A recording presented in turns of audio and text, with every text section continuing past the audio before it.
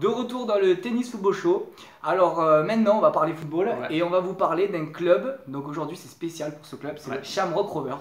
Donc un club dont on est tombé un petit peu amoureux. Oui, c'est vrai. Lors d'un voyage à Plan-de-Temps. Donc le voyage c'était à Dublin. Dublin en Irlande. Donc les Shamrock Rovers en fait c'est le club un peu phare là-bas. Ouais, c'est le historique quoi. Et historique, il date de 1906, il a été créé en 1906, donc c'est un club très très vieux. Et surtout c'est le club le plus titré, donc ils ont 17 titres de champion d'Irlande et 24 titres en Coupe d'Irlande. Et 12 Coupes de la Ligue aussi. Et 12 Coupes de la Ligue qui n'existent plus mais effectivement. Voilà.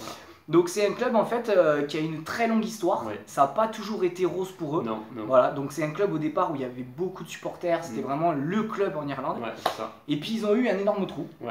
Alors parlons-en du coup. Alors en fait si vous voulez, ils ont eu un gros trou à partir de la fin des années 80 et plus précisément de 1987 à 2009, parce que durant cette période-là, ils n'ont pas pu jouer dans leur stade. Ils n'avaient pas de stade approprié. Pas de domicile. Donc en fait, ils jouaient dans différents stades, des fois même en dehors de Dublin, des fois même en dehors de l'Irlande, tellement il n'y avait pas de stade disponible. Et ils sont même allés jouer, ça c'est quand même énorme, dans un stade, le stade des Bohemians FC, le rival historique. Quelque chose qu'on aurait du mal à imaginer en France. On aurait du mal à imaginer Lyon qui va jouer dans le stade de Saint-Etienne. Ou l'OM qui va jouer au parc. Voilà, c'est impossible. Là-bas, c'est ce qui s'est passé. Et donc, du coup, ça a eu un fort.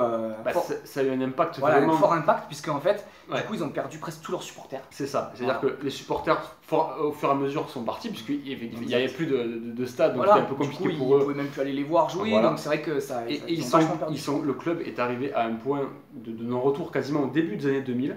Où il était en redressement judiciaire, des difficultés financières énormes. Et là, il s'est passé quelque chose vraiment de magnifique. Et c'est pour ça aussi qu'on a vraiment aimé ce club. C'est qu'il y a un groupe en tout cas de 400 supporters du Shamrock qui se sont cotisés et qui ont mis de leur propre denier, leur propre argent pour sauver le club. Et ça c'est juste magnifique. C'est magnifique et c'est quelque chose qu'on a du mal à imaginer dans le football moderne. Exactement. Que les supporters puissent sauver le club. C'est ça. Alors il faut vraiment avoir une ferveur exceptionnelle. C'est ça, parce qu'en fait il y avait plus d'investisseurs, il n'y avait plus de partenaires qui voulaient mettre d'argent. Et donc là imaginez, je vous dis une bêtise, de votre club, le club du coin, qui joue en Ligue 2 ou qui joue même en National. Et ben, du jour au lendemain, au fur et à mesure, il y a de moins en moins d'argent. Les investisseurs s'en vont, et ben, c'est les supporters qui doivent mettre la main à la poche. On a pu voir en France, parce qu'il y a quelques clubs qui ont fait faillite dernièrement, qui sont redescendus dans la 6ème division, et les supporters l'ont pas fait, c'est ce qu'on fait les supporters de Shamrock. Donc c'est vrai que c'est un geste incroyable. Alors malgré ça, du coup, ils ont quand même perdu beaucoup de supporters qui se sont intéressés plus au football anglais, du coup, au football écossais.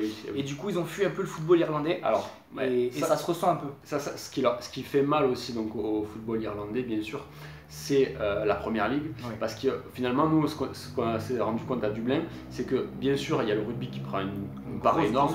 Mais au niveau du foot, les Irlandais et les habitants de Dublin, ils sont pour Liverpool, ils sont pour Manchester, ils sont pour le Celtic Glasgow. Pas spécialement. D'ailleurs, on peut le voir aux affluences dans les matchs. Le stade donc maintenant de domicile des Shamrock Rovers, il n'y a que 8000 places. Voilà, le Tallaght Stadium. Ce qui est tout petit. Donc alors pour eux c'est quand même énorme, c'est-à-dire qu'ils ont un stade maintenant donc depuis 2009, le Tallaght Stadium dont on vient de parler, avec une capacité de 8000 places. Donc c'est plutôt un beau stade. Malheureusement, il n'est pas encore trop plein lors des différents matchs de championnat, mais il est fort à parier que le match de ce soir, parce que on vous parle des Shamrock, parce que ce soir il y a un gros match des Shamrock.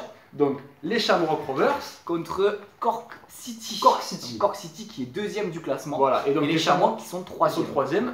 En cas de victoire des Shamrock, ils se rapprocheraient, si je ne dis pas de bêtises, à 7 points. Exactement. Et du coup, ils seraient encore dans la course pour obtenir la 2ème place, sachant que Dundalk sera champion d'Irlande sans souci. Voilà. Donc voilà. Alors après, vas-y. Au niveau du niveau de ce championnat, on va dire que les 3 clubs phares, donc Dundalk, on l'a dit, Cork City qui vont affronter les Shamrock ce soir, c'est les 3 clubs un peu phares.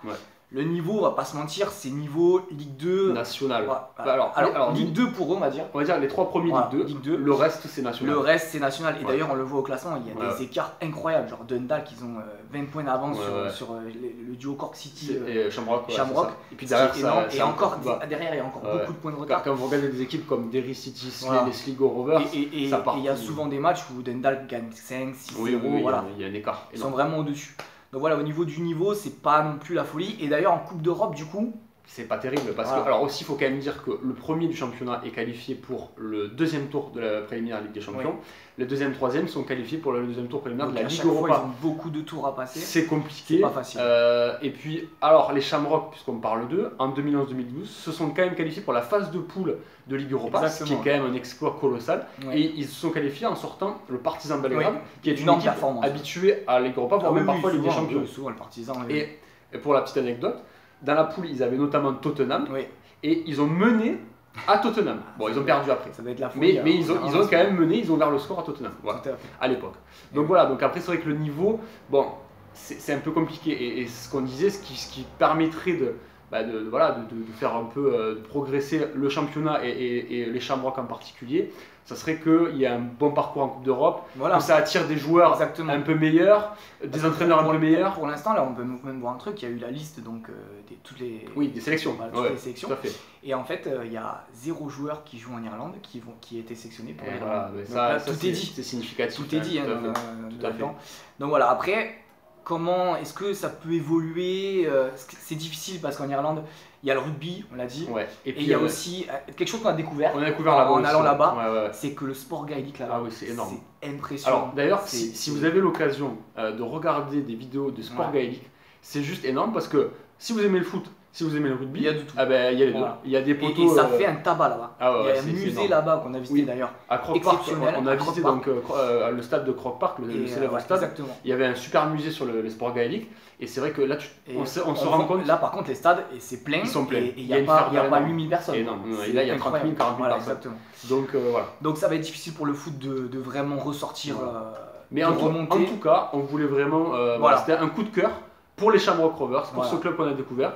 Et la prochaine fois, pour la façon dont ils ont été sauvés, ça c'est magnifique. Et voilà, ça vraiment les supporters. Et la prochaine fois qu'on retourne à Dublin, on ira au stade et on regardera un match. Voilà, on aura froid parce que là-bas on se caille. Il fait très froid le soir. Mais on retournera là-bas. On fera un direct là-bas. Et on fera un direct en direct du stade. Exactement. Allez, bonne semaine les amis. Allez, à très bientôt. Ciao.